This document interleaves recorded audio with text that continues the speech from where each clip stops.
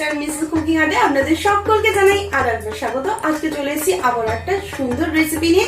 আজকে যে রেসিপিটা আপনারা যে কোনো পুজো পারপাসে বা যে কোনো নিরামিষ দিনে কিন্তু বানিয়ে নিতে পারেন এরকম সহজ উপকরণে আর পারফেক্ট ছানার কোফতা। তো আজকের রেসিপি ছানার কোফতা। যারা মনে করছেন যে ছানার কোফতা বানাতে গিয়ে ভেঙে যাচ্ছে তারা কিন্তু আজকের এই রেসিপিটা অবশ্যই মনোযোগ সহকারে দেখুন। আশা করছি আপনাদের এই রেসিপিটা ভালো লাগবে। যদি ভালো লেগে থাকে তাহলে অবশ্যই কিন্তু কমেন্টের মাধ্যমে জানাতে ভুলবেন না, লাইক করে দেবেন। চলুন দেখে নিই আজকের রেসিপি। এখানে আমরা ছানা নিয়েছি 300 গ্রাম পরিমাণ, আর ছানাটাকে আমরা খুব ভালোভাবে মেখে নেব। আমি এখানে কিছু মশলা রেডি করেছি, সেগুলো দিয়ে মেখে নেব। দিয়ে দিচ্ছি ভাজা জিরে গুঁড়ো, শুকনো খোলায় নেড়ে নিয়ে সেটাকে গুঁড়ো করে নিয়েছি। আর লাগছে এর মধ্যে সামান্য পরিমাণে চিনি। চিনিটা অপশনাল, যদি আপনারা চান তাহলে চিনিটা অবশ্যই ব্যবহার করতে পারেন। আর লাগছে এর মধ্যে ভাজা ধনে গুঁড়ো। ধনেটাকেও আমরা ভালোভাবে শুকনো খোলায় আমরা নেড়ে তারপরে কিন্তু আমরা ধনে গুঁড়ো দিয়েছি। আর দিয়ে দিচ্ছি এর মধ্যে এলাচ। আমরা সমস্ত কিছু উপকরণ দিয়ে এটাকে একটু ভালোভাবে মেখে নেব। আর দিয়ে দিচ্ছি এর মধ্যে সামান্য পরিমাণে কালো মরিচের গুঁড়ো। আপনারা চাইলে এর মধ্যে শুকনো লঙ্কার গুঁড়ো অবশ্যই ইউজ করতে পারেন। আর লাগছে এর মধ্যে কাশ্মীরি রেড চিলি পাউডার। সবার শেষে দিয়ে দিলাম ঘি। সব কিছু আমরা দিয়ে দিয়েছি। আর এর মধ্যে বাইন্ডিংয়ের জন্য আমরা নিয়েছি 1 টেবিল চামচ মতো ময়দা। আর লাগছে 1 টেবিল চামচ মতো আমল দুধ। ময়দা আর আমল দুধ আমরা 1 টেবিল চামচ করে দিয়েছি। দেওয়ার পরে এটাকে আমরা খুব ভালোভাবে কিন্তু মেখে নেব। আমরা ভালোভাবে মেখে নেওয়ার পরে আমরা তারপরে ফিরে আসছি। হাত দিয়ে এইভাবে আমরা প্রেস করে করে ভালোভাবে মেখে নেব ছানাটা। ছানাটা যত সুন্দর মাখা হবে কোফতাগুলো কিন্তু তত সুন্দর কিন্তু এখানে রেডি হবে। দেখুন ঠিক এইভাবে হাতের তালুর সাহায্যে প্রেস করে আমরা কিন্তু এটাকে বানিয়ে নেব। আমাদের কিন্তু ছানাটা অলরেডি অনেকটাই মাখা হয়ে গেছে। আর এখানে ছানাটা আমি নিয়েছিলাম সেটা কিন্তু জল ঝরানো ছানা ছিল। জল শুদ্ধ ছানাটা, একদম জল থাকবে সেরকম নেবেন না, অল্প একটু জল থাকলে অসুবিধা নেই। এরপরে দিয়ে দিচ্ছি আমরা আদার রস। আমি এখানে অল্প পরিমাণে আদার রস নিয়েছি। হাফ টিস্পুন মতো আদার রস নিয়ে সেটাকে আবারও দিয়ে ভালো করে আমরা মেখে নিচ্ছি। ছানাটাও কোনো দলা দলা বা কোনো লাম্পস যাতে না থাকে। দেখুন একদম স্মুথলি একটা ছানা আমরা ডো তৈরি করে নিচ্ছি। আমরা রেডি করে নিয়েছি। আর দেখুন এটা কিন্তু খুব ভালোভাবে রেডি হয়ে গেছে। এরপরে আমি এখান থেকে ছোট ছোট গুলি করে আমরা কিন্তু গোল গোল করে কোফতার আকারে গড়ে নেব। সেগুলোকে গোল করে আমরা ভালো করে দেখুন গাটা একদম প্লেন ভাবে কিন্তু কোফতাগুলো রেডি হয়েছে।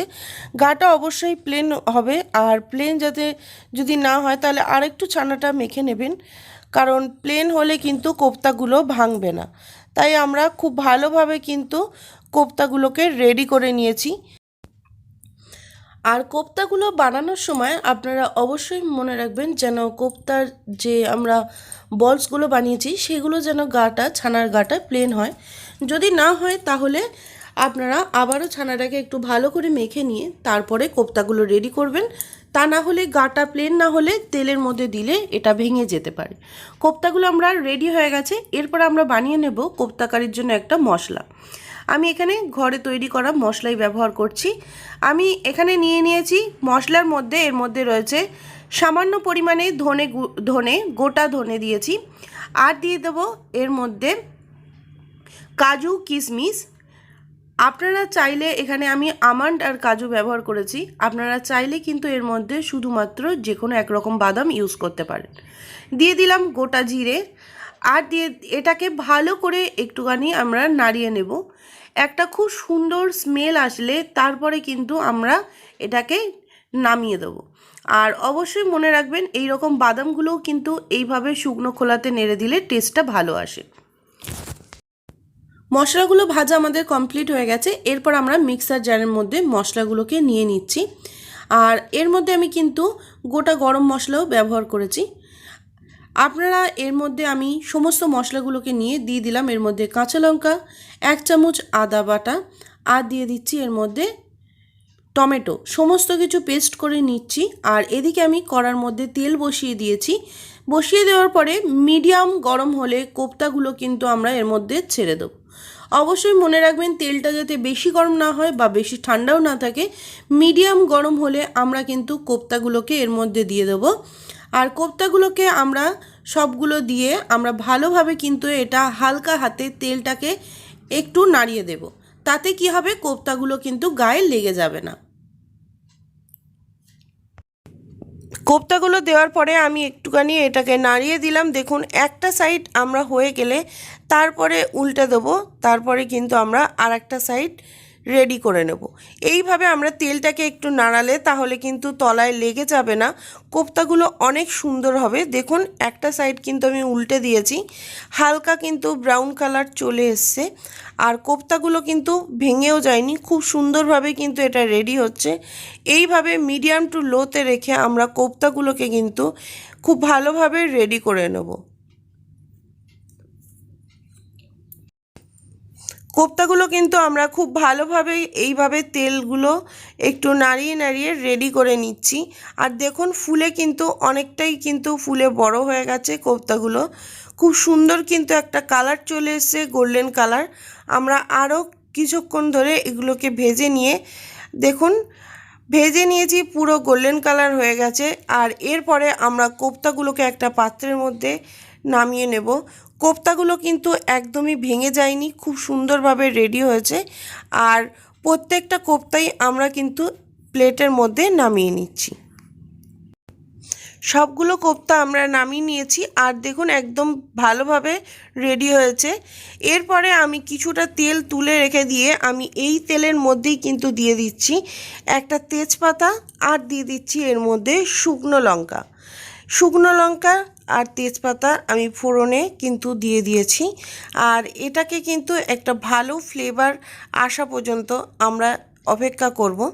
আর আমি একটা মশলা বানিয়েছিলাম যেটা, সেই পেস্টটা কিন্তু এবার এর মধ্যে আমরা দিয়ে দেব। দেওয়ার পরে আমরা এটাকে খুব ভালোভাবে কিন্তু কষিয়ে নেব মশলাটাকে।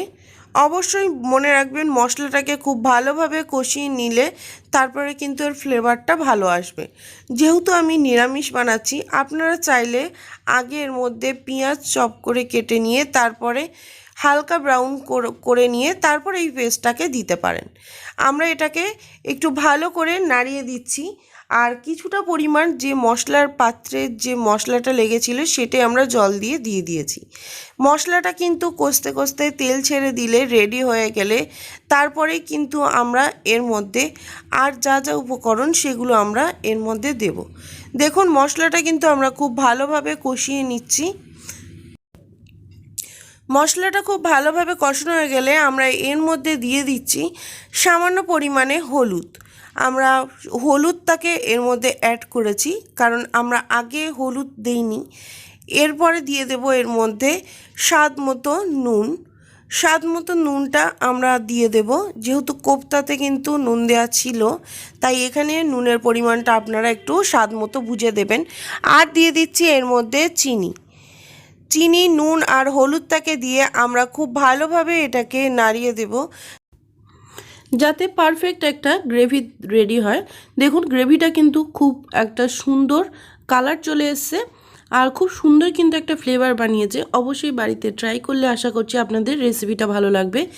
এরপরে আমরা গ্রেভিটা কষতে কষতে দেখুন কড়া থেকে কিন্তু নর্মালি এটা উঠে আসছে। আমরা এর মধ্যে অল্প অল্প করে দুধ দিয়ে আমরা কিন্তু গ্রেভিটাকে কষতে থাকবো, যাতে তলায় যাতে মশলাটা লেগে না যায়, তার জন্য কিন্তু আমরা এর মধ্যে জলের বদলে আমরা ব্যবহার করছি দুধ। আর দুধটাকে আমরা অল্প অল্প করে দিতে থাকবো, দিয়ে আমরা কিন্তু গ্রেভিটাকে এইভাবে নাড়তে থাকবো। আমরা দেখুন এইভাবে আমরা কন্টিনিউ গ্রেভিটাকে নাড়িয়ে দিচ্ছি। আর দেখুন একটা স্মুথ একটা গ্রেভি তৈরি হয়েছে।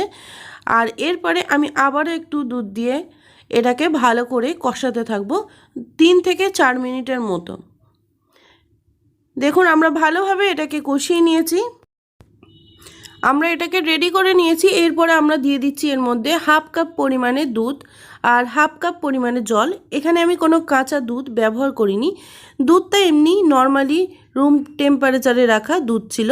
আর যেহেতু একদম ঘন দুধ ছিল তাই হাফ কাপ দুধ আর হাফ কাপ জল ইউজ করেছি। আপনারা চাইলে শুধু দুধও ইউজ করতে পারেন। এটাকে ভালো করে 2 থেকে 3 মিনিট আমি নাড়িয়ে দিচ্ছি আর মশলাটাকে খুব ভালোভাবে মিক্সড করে দিচ্ছি। দেখুন খুব সুন্দর কিন্তু একটা কালার চলে এসছে। আপনারা চাইলে অবশ্যই এর মধ্যে লঙ্কার গুঁড়ো ব্যবহার করতে পারেন। গ্রেভিটা আমাদের খুব ভালোভাবে ফুটে গেছে আর গ্রেভিটা হয়ে গেলে আমরা কিন্তু এর মধ্যে দেব কোপ্তা কারিগুলো। কোপ্তাগুলো আমরা এখন দেব, কোপ্তাগুলো আগে কখনোই দেবেন না, যেহেতু কোপ্তাগুলো নরম, আগে দিলে কিন্তু কোপ্তাগুলো ভেঙে যেতে পারে। তাই কোপ্তাগুলো আমরা এখন দেওয়ার পরে এটাকে খুব ভালোভাবে মিক্সড করে দেব। দেখুন কোপ্তাগুলো আমরা ঠিক 1 মিনিটের মতো এটা ভালোভাবে ঢাকা দিয়ে রেখে দেব আর এটা কিন্তু অনেকটা ফুলে যাবে, খুব ভালোভাবে রেডি হয়ে যাবে। আমার ঢাকাটা দিয়ে রেখে দিয়েছিলাম, এরপরে ঢাকাটা খুলে দেখে নিচ্ছি। দেখুন কোপ্তাগুলো কিন্তু আগের থেকে অনেকটাই ফুলে গেছে আর খুব ভালোভাবে কিন্তু কোপ্তাগুলো রেডি হয়ে গেছে। যারা কোপ্তা কারি বানাতে গেলে কোপ্তাগুলো ভেঙে যায় বা নরম হয় না, তাই আপনারা এইভাবে একবার ট্রাই করে দেখুন, আশা করছি এটা খুবই ভালো লাগবে। এরপরে আমি এর মধ্যে দিয়ে দিচ্ছি ওপর থেকে একটু গরম মশলার গুঁড়ো আর ঘি। গরম মশলা আর ঘি লাস্টে দিয়ে আমরা কিন্তু এটাকে এবার নামিয়ে দেব। আমাদের একদম রেডি হয়ে গেছে। এরপরে আমরা একটা পাত্র নিয়ে নেব আর তার মধ্যে কিন্তু কোপ্তাগুলোকে রেডি করে দেবো। এটা আপনারা চাইলে কিন্তু আপনারা যে কোনো রুটি, পরোটা বা লুচি, ভাত সব কিছুর সাথে আপনারা ট্রাই করতে পারেন আর পুজোর দিনে কিন্তু অবশ্যই বানাতে পারেন। সামনেই আসছে দুর্গাপুজো, তা দুর্গাপুজোতে আপনারা কিন্তু বানিয়ে ফেলুন এইরকম সুন্দর ছানার কোপ্তা কারি, বা যে কোনো নিরামিষ পুজো ফেস্টিভ্যালে আপনারা কিন্তু বানিয়ে নিতে পারবেন। একদম রেডি হয়ে গেছে। আমি ওপর থেকে একটু আমন্ড গ্রেড করে দিয়েছি, সম্পূর্ণ অপশনাল, আপনারা চাইলে এটা দিতে পারেন। আর আমি এইভাবে ডেকোরেশন করে নিয়েছি, আপনাদের পছন্দ মতো আপনারা অবশ্যই ডেকোরেশন করতে পারেন। তাহলে রেডি হয়ে গেছে আজকের রেসিপি ছানার কোপ্তা কারি। তো কেমন লাগলো অবশ্যই কিন্তু বাড়িতে ট্রাই করে আমাকে জানাবেন। তাহলে আমাদের রেডি হয়ে গেছে আজকের রেসিপি ছানার কোপ্তা। যদি ভালো লাগে তাহলে কিন্তু বাড়িতে অবশ্যই ট্রাই করে আমাদের কমেন্টের মাধ্যমে জানাতে একদমই ভুলবেন না যে আপনাদের কেমন লাগলো আজকের রেসিপিটা, আর লাইক করে দেবেন। আর আমাদের যারা নতুন বন্ধু আছো চ্যানেলে এখনো পর্যন্ত সাবস্ক্রাইব করোনি, তাদের কিন্তু তাড়াতাড়ি করে সাবস্ক্রাইব করে নাও, পাশে থাকা বেল বাটনটা ক্লিক করতে একদম ভুলো না। চলো আজকের মতো রেসিপি এই পর্যন্তই, আবার ফিরে আসবো তোমাদের জন্য নতুন কোনো রেসিপি নিয়ে।